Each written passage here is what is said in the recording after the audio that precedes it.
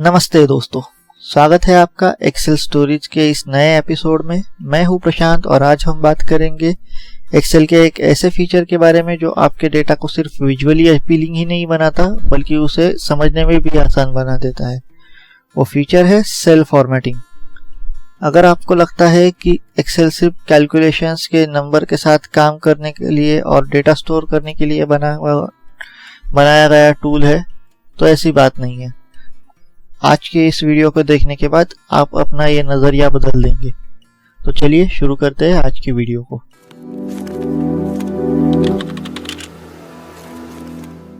सबसे पहले देखते हैं सेल फॉर्मेटिंग। सेल फॉर्मेटिंग का मतलब क्या होता है? बेसिकली सेल फॉर्मेटिंग का मतलब ये होता है कि एक सेल या रेंज की लुक और अपीयरेंस को चेंज कर देना। यही मतलब होता है सेल फॉर्मेटिंग का।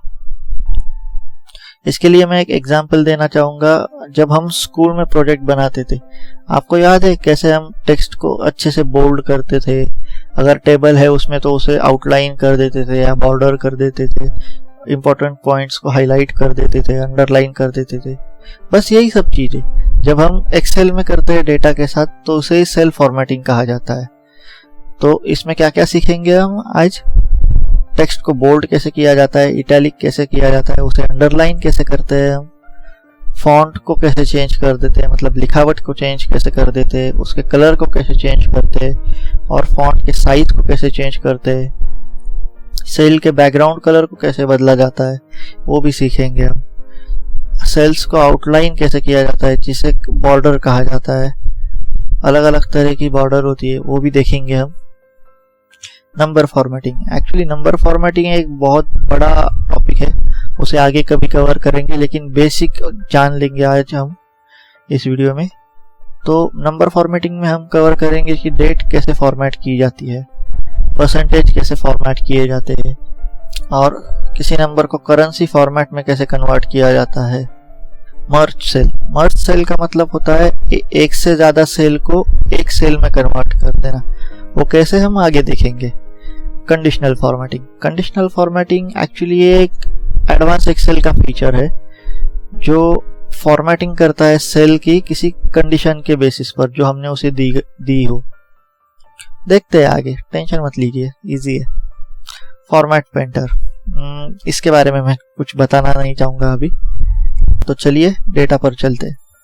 जैसे कि आप देख सकते हैं अपनी स्क्रीन पर, हमारे पास ये SND जनरल स्टोर जो कि एक फिक्शनल जनरल स्टोर है, उसका 1 अगस्त का डेटा है। आप देख सकते हैं ये कितने रॉ फॉर्मेट में है। इसमें ना कोई प्रॉपर डेट दिख रही है, ना करेंसी की दिख रही है, ना कहीं पर आपको परसेंटेज दिखाई दे रहा है। नहीं, मुझे तो नहीं दिखाई दे रहा। तो इसे ही हमें ट्रांसफॉर्म करना है इंसाइटफुल और ब्यूटीफुल डेटा में। देखते हैं हम कैसे करेंगे। तो चलिए शुरू करते हैं। सबसे पहले देखते हैं कि हम टेक्स्ट को बोल्ड, इटैलिक और अंडरलाइन कैसे करेंगे। तो सबसे पहले मुझे अपने हेडर्स को, डेटा के हेडर्स को, जहाँ पे date, city, shop, item sold, earning और कंट्रीब्यूशन परसेंटेज है, उस हेडर को मैं बोल्ड करना चाहता हूँ। तो उसके लिए मैं उसे सिलेक्ट कर लूँगा और यहाँ पे जाऊँगा। ये देखिए आपको दिख रहा होगा बोल्ड का ऑप्शन, यहाँ पे दे रहा है वो Ctrl+B। फिलहाल के लिए मैं यहीं पर प्रेस कर देता हूँ, ओके किया। ये देखिए ये बोल्ड हो गया। अब मैं चाहता हूँ कि टोटल वाली रो को भी हम बोल्ड करें, तो मैं टोटल की रो को सिलेक्ट करता हूँ, फिर से वहीं पर जाता हूँ, क्लिक कर देता हूँ। ये देखिए ये भी बोल्ड हो गया। अब देखते हैं हम इटैलिक कैसे करते हैं। फिर से वही डेटा को सिलेक्ट करेंगे, उसी के पास में आई जो बना हुआ है उस पर जाएंगे हम। ये देखिए उस पर क्लिक कर दे। ये देखा आपने टेक्स्ट कैसे टिल्ट हो गए। वैसे ही सेम अप्लाई करेंगे हम टोटल वाली रो पर। अब अंडरलाइन कैसे करते हैं?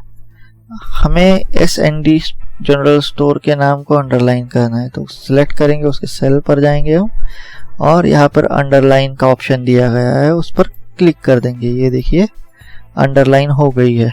मैं थोड़ा सा जूम कर देता हूँ आपके लिए। देखा आपने जैसे टेक्स्ट के नीचे एक लाइन आ गई। आगे बढ़ते हैं। अब देखते हैं बॉर्डर्स कैसे किया जाते हैं। सबसे पहले हम पूरे डेटा को सिलेक्ट करेंगे क्योंकि हमें पूरे डेटा पर बॉर्डर चाहिए।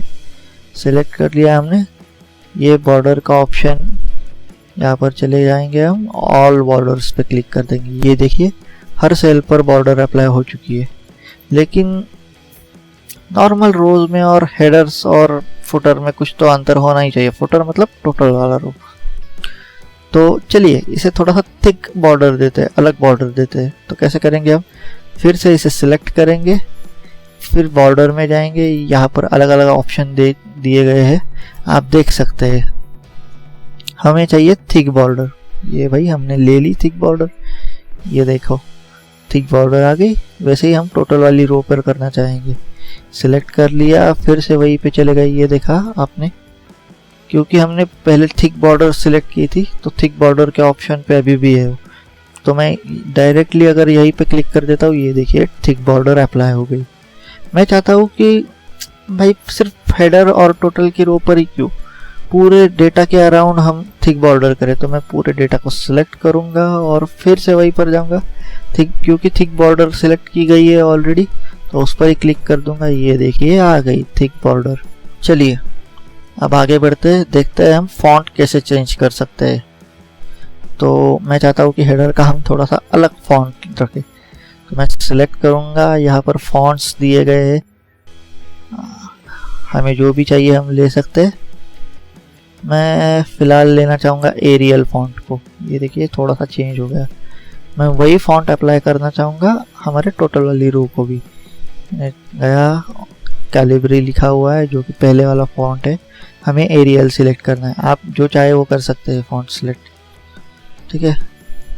इसकी थोड़ी सी कॉलम एडजस्ट कर देता हूँ मैं, विड्थ, कॉलम विड्थ। आगे बढ़ते हैं, देखते हैं हम कि इसके बैकग्राउंड को कैसे कलर कर सकते हैं।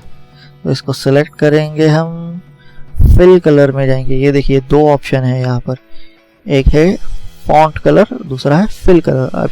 अभी हमें बैकग्राउंड कलर करना है तो हम सिलेक्ट करेंगे फिल कलर को।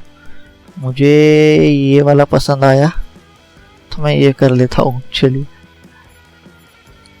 टोटल को भी अप्लाई करेंगे हम, सेम सिलेक्ट करेंगे, फिल कलर में जाएंगे और जो भी चाहिए हमें सिलेक्ट कर लेंगे, ठीक है। अब देखते हैं डेट फॉर्मेटिंग कैसे अप्लाई की जाती है। यहाँ पर आप डेट के कॉलम में देख सकते हैं, लिखा तो डेट है लेकिन है तो नंबर्स। वो इसलिए नंबर्स दिख रहे हैं क्योंकि उनकी फॉर्मेटिंग गलत है, वो जनरल फॉर्मेट पे सेट है, उसे हमें डेट फॉर्मेट में करना होगा। तो कैसे करेंगे हम, तो उस डेटा को सिलेक्ट करेंगे, Ctrl+1 दबाएंगे। ये देखिए नंबर फॉर्मेटिंग का ऑप्शन आ गया हमें। तो इसमें जाएंगे हम, डेट पर जो भी हमें फॉर्मेट चाहिए वो सिलेक्ट कर लेंगे। मुझे ये चाहिए तो मैंने ओके कर दिया, ये देखिए आ गया। या तो फिर दूसरा तरीका है, Ctrl+Shift+3 दबा दूंगा, ये देखिए ये फॉर्मेट चेंज हो गया। चलिए आगे बढ़ते हैं। अब देखते हैं कि करेंसी फॉर्मेट कैसे अप्लाई होता है। आप देख सकते हैं यहाँ पर अर्निंग दी गई है इस कॉलम में, कॉलम F में। अर्निंग तो करेंसी है हमारी, तो हमें चाहिए भी करेंसी फॉर्मेट में। तो कैसे कर सकते हैं हम, तो उसे सिलेक्ट करेंगे हम, फिर से जाएंगे उसी पर, Ctrl+1 दबाएंगे। अब यहाँ पे करेंसी का ऑप्शन दिया गया है, करेंसी पर जाएंगे, जो भी करेंसी हमें चाहिए। फिलहाल तो रुपी ही चाहिए और मेरे यहाँ पर ऊपर ही दिख रहा है, तो मैं इसे सिलेक्ट करूंगा और ओके कर दूंगा। हो सकता है कि वहाँ पर रुपी डायरेक्टली ना दिखे सिंबल, आपको जो भी चाहिए तो वहाँ पर ढूंढना पड़ सकता है आपको थोड़ा बहुत, तो उतनी मेहनत तो करनी पड़ेगी। तो चलिए अब देखते हैं फॉन्ट कलर को कैसे चेंज करेंगे।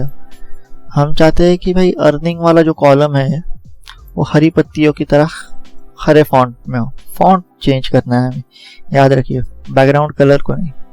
ये जो येलोइश कलर है उन्हें चेंज नहीं करना है हमें, सिर्फ फॉन्ट का कलर चेंज करना है, उसे थोड़ा सा डार्क ग्रीन करना है।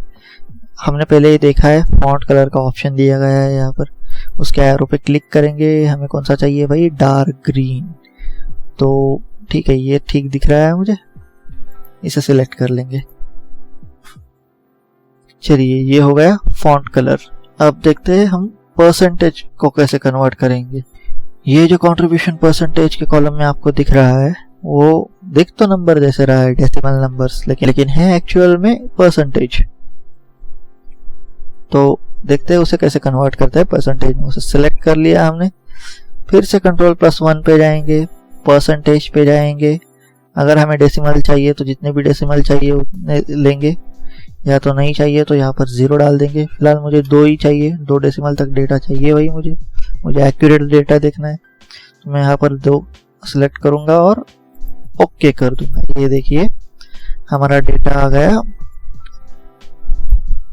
ठीक है, अब देखते हैं मर्ज सेल को। अब मर्ज सेल मतलब क्या कि एक से ज्यादा सेल को हम एक सेल में कन्वर्ट कर दें। अब यहाँ पर आप देख सकते हैं टोटल है, यहाँ पे बीच में ब्लैंक सेल है, यहाँ पे और एक ब्लैंक सेल है।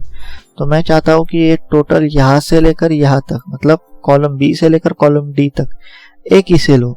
याद रखें कि हमें दूसरे किसी सेल में या दूसरे किसी रो में चेंजेस नहीं करने हैं, बस टोटल के रो में चेंज करना है, वो भी कॉलम बी से लेकर कॉलम डी तक। तो हमने वो सेल सिलेक्ट कर लिए और यहाँ पर चले गए मर्ज सेल। यहाँ पर मर्ज एंड सेंटर दिख रहा है, यहाँ पर एरो पे क्लिक करेंगे, मर्ज सेल। ठीक है, ये मर्ज हो गया। ये देखिए अगर मैं देखूँ तो एक ही बन गया है ये सेल। सेम अप्लाई करेंगे हम SND जनरल स्टोर के नाम पर भी। मैं चाहता हूँ कि ये नाम पूरे डेटा को कवर करे, तो हमने सिलेक्ट कर लिया और मर्ज सेल में गए, मर्ज सेल।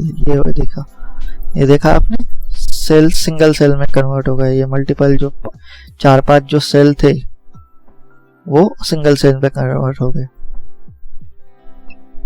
इसे भी थिक बॉर्डर दे देते, क्या कहते हैं आप? चलो दे ही देते और बेहतर लगेगा। ठीक है, अब अलाइनमेंट आपको याद है स्कूल के असेंबली में कैसे हम स्टूडेंट्स को किसी अलाइनमेंट में खड़ा कर दिया जाता था? मतलब कि सारे स्टूडेंट बीच में खड़े रहेंगे, या तो फिर लेफ्ट साइड में खड़े रहेंगे, या तो फिर राइट साइड में खड़े रहेंगे, या तो आगे या पीछे खड़े रहेंगे, या तो फिर 2 अलग अलग जगह पे खड़े रहेंगे। ये सब चीजें अलाइनमेंट का ही एग्जाम्पल है। तो क्या हम डेटा के साथ भी ऐसा कर सकते हैं? जी हाँ, जरूर कर सकते हैं। कैसे करेंगे हम? सबसे पहले डेटा को सिलेक्ट कर लेंगे। अब ये देखिए मैंने कैसे सिलेक्ट किया इस डेटा को। मैंने उस डेटा पर किसी भी सेल को सिलेक्ट किया। पहले तो इस सेल पे गया समझो एग्जाम्पल के लिए, और Ctrl+A दबा दिया। ये पूरा डेटा सिलेक्ट हो गया हमारा। ठीक है, अब मैं चाहता हूँ कि सारा डेटा मिडल में हो। ठीक है, ये आ गया मिडल में। यहाँ पर क्लिक करने से ये आप देख रहे हैं, ये अलाइनमेंट वाला टैब, उस पर क्लिक करने से क्या ये लेफ्ट में जा सकता है सारा डेटा? जी हाँ, जरूर जा सकता है। लेफ्ट में क्लिक करेंगे तो राइट में जा सकता है? जी हाँ, जरूर जा सकता है। लेकिन हमें अभी सेंटर में ही चाहिए तो सेंटर में ही रखेंगे। क्या हम इसे थोड़ा सा ऊपर नीचे कर सकते हैं? या क्या हम इसे ऊपर नीचे या बीच में कर सकते हैं? तो हाँ, कर सकते हैं। हमें बीच में चाहिए तो बीच में कर लेंगे। अरे आपको फर्क दिखाई नहीं दिया शायद। चलिए थोड़ा सा मैं इसे और एक्सप्लेन करता हूँ। यहाँ पर इसे फिर से मर्ज करेंगे हम समझने के लिए। ठीक है, थिक बॉर्डर वापस अप्लाई कर देंगे, कोई बात नहीं। अब ये देखिए यहाँ पर ये एग्जैक्ट मिडल में है, ना ये ऊपर है, ना नीचे है, ना लेफ्ट है, ना राइट है। मैं थोड़ा इसे ऊपर ले जाता हूँ। देखिए क्या हो गया, ये जनरल स्टोर का नाम ऊपर चला गया। क्या हम इसे नीचे ला सकते हैं? ये देखिए नीचे आ गया, लेकिन हमें मिडल में ही चाहिए तो मिडल में ले आएंगे। अब दोस्तों, हमें फिर से इस डेटा को वापस पहले जैसे करना है, मतलब SND जनरल स्टोर के नाम को पहले जैसे करना है। तो कैसे करेंगे? सबसे पहले हम इसे अनमर्ज करेंगे। ठीक है, अनमर्ज सेल्स का ऑप्शन दिख रहा है आपको, ये हो गया। तो हमने सिलेक्ट किया पूरे रो को, डेटा जहां तक भी है, और यहाँ पर चले गए मर्ज सेल। लेकिन हमें मर्ज एंड सेंटर करना है कि भाई हमारा डेटा भी सेंटर में आ जाए और मर्ज भी हो जाए सेल। ये आ गए। अरे ये ब्लैंक रो रह गई, इसे डिलीट करनी पड़ेगी। अब कैसे करेंगे? तो इसके लिए 2 तरीके हैं। या तो मैं इस पर जाऊंगा, राइट क्लिक करूंगा और डिलीट। ठीक है, वरना या फिर कैसे कर सकते हैं हम, और एक ऑप्शन है मैं उस रो के किसी भी सेल पर क्लिक करूंगा, वहां पर जाऊंगा, कंट्रोल प्लस माइनस दबाऊंगा। यहाँ पे आपको अलग अलग ऑप्शन दे रहे हैं, shift cell left, shift cell up, entire row और एंटायर कॉलम। अभी क्या करना है, हमें एंटायर रो डिलीट करनी है। मैंने सिलेक्ट किया, ओके कर दिया। ये देखिए एंटायर रो डिलीट हो गई। इसे फिर से थिक बॉर्डर करते हैं। ये देखिए डेटा कितना खूबसूरत लग रहा है, लेकिन अभी भी थोड़ा सा मुश्किल है रीड करने में।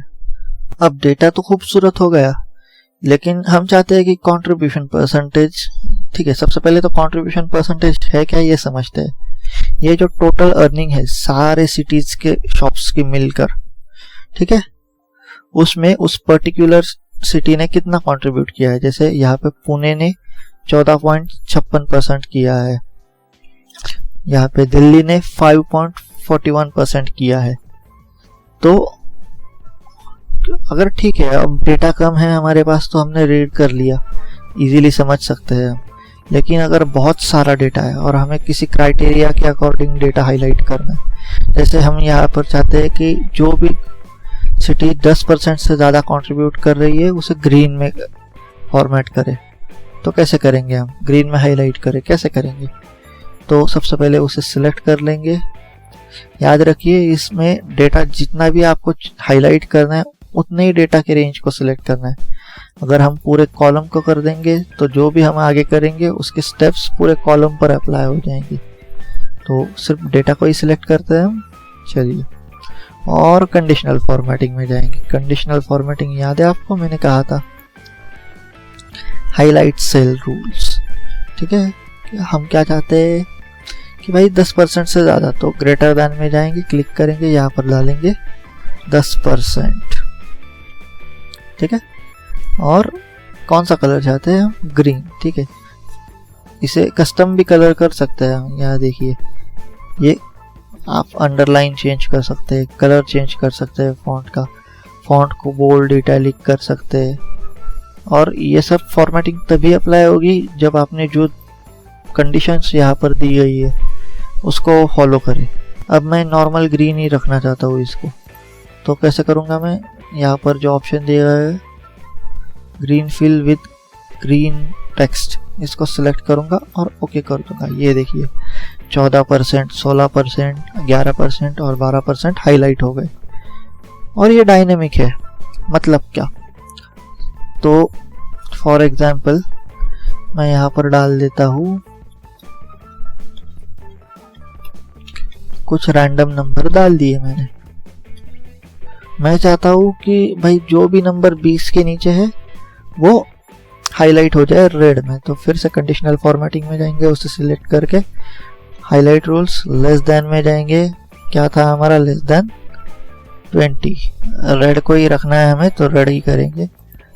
अगर देखिए मैं इस 15 को मैं 21 करता हूँ क्योंकि हमने 20 का रखा है, तो ये फॉर्मेटिंग गायब हो जाएगी।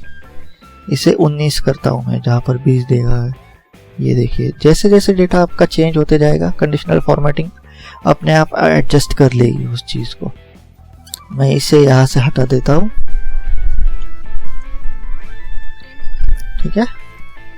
अरे यार अब एक प्रॉब्लम आ गया, मेरे पास अब 2 तारीख का भी डेटा अवेलेबल है और मैनेजमेंट को चाहिए कि इसी फॉर्मेट में दूँ मैं। तो क्या मैं ये फॉर्मेटिंग फिर से करूँगा? जी नहीं। तो उसके लिए यूज़ होता है फॉर्मेट पेंटर। उसे कैसे यूज़ करते हैं, चलिए सबसे पहले तो हम डेटा पर जाते हैं।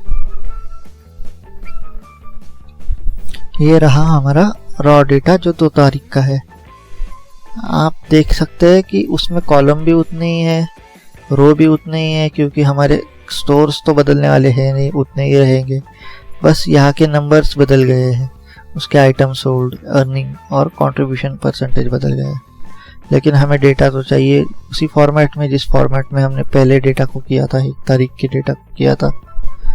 तो कुछ शॉर्टकट है? हाँ है, जैसे हमने बात की,